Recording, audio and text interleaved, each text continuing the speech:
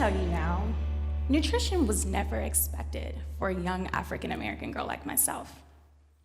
And the statistics of my African American people's health is quite evident of that matter. Actually, the prevalence of high blood pressure, diabetes, and chronic heart disease is amongst the highest of the African American population. Can y'all believe that? I'm sure, probably. Now, with this in mind, was the reason why I chose nutrition. I had to grab a hold of my community, but ultimately I wanted to emphasize that across the communities across the world. But today, I'm not gonna talk to you about what nutrition did for me and how I changed my major to nutrition. Today, I'm gonna speak to you about how I reframed my view of success for my tomorrow. I changed my major from broadcast journalism to the study of nutrition dietetics going into my junior year of college. Now, my family and friends were ultimately confused about my decision. Very, very much so. I mean, I got questions ranging from, what can you do with nutrition, Sierra? How much money can you make if you can make money at all? I was like, you're supposed to make money, right? I even got, do you just want to be a cafeteria lady your entire life? They asked me that. But their doubt ruined the way I viewed myself at this moment. I couldn't blame them for their lack of knowledge about nutrition, and I couldn't answer every 21,000 of their questions, but that was the importance of why. Their lack of knowledge and how they didn't understand my view of what I had to do to become successful was why I had to make that impact. During this transition, I realized that success stems from our demographic makeup. And that tends to take precedence on how we view success of others and ultimately how others perceive our success. We've become so process-generated in Western society today that one must look like this in order to be deemed successful. You must get the expensive cars and the expensive houses. That's the only way you'll be valuable. You even have to be in a certain tax bracket in order to be valuable today. Why? Why is there this one-dimensional criteria to be important to others?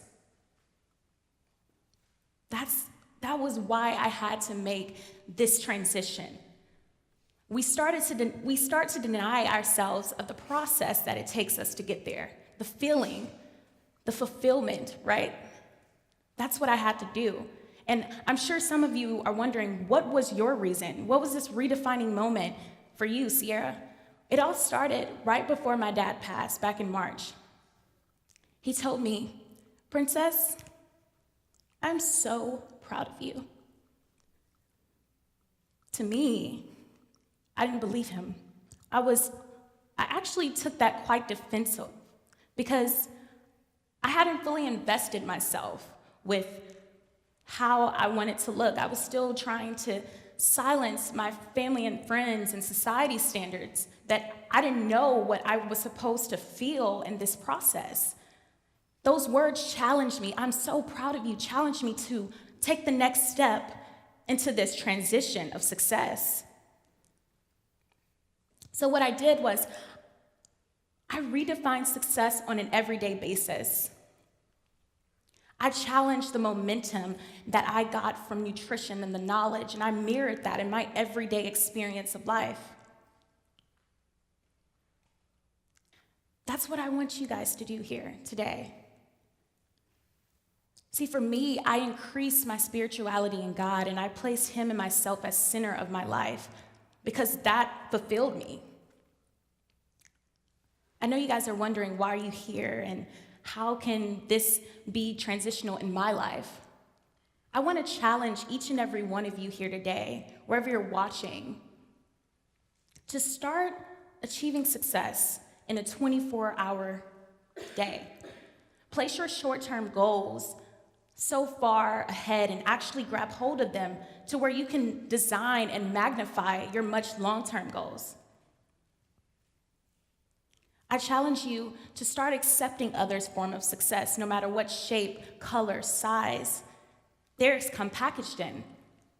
Whatever goal you want to achieve, if it's opening up that business, changing your career path, do it.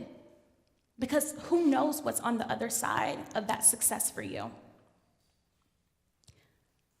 Now, New York Times bestseller, author, Eat, Pray, and Love, Elizabeth Gilbert, she defines her success as the absolute value of finding one's way home. Now, that stuck out to me because home for me is the quest of knowledge and finding that knowledge through nutrition, mirroring that with every individual that I meet, learning them and studying people. That's my home. And I invite each and every one of you on this journey with me to finding your success and finding your home in that. I can now say to my dad, thank you for believing in me. Thank you for showing me what I had to do to reframe my success and how I had to custom make that. So I invite you all on this journey of finding our way home. Let's go. Thank you.